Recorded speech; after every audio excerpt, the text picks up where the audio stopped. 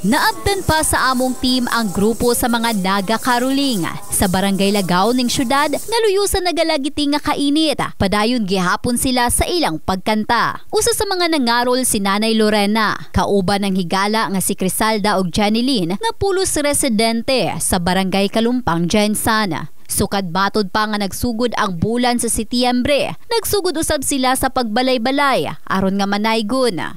Buntag kay pagsakay pamanmi. Nya. Kanya mong pagpangarol, ma'am, pambuena sa tindahan, pampabuena sa kabalayan. Kami may nangayo sila o kuan. Daw ato namo kay grasya magyapon na. Matagtuig na ni ginahimo? Oo.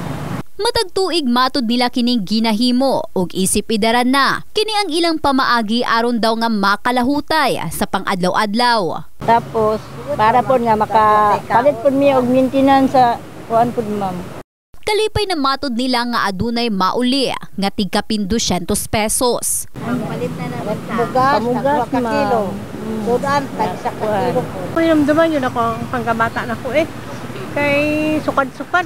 Kaya pangarap sila sa balay, malipay man po katagaan man po nimo. Kung siya gamay, masag lang po. Kung ka magbalipayon ta, tanan. Kaya mahuman ang December, anada na po.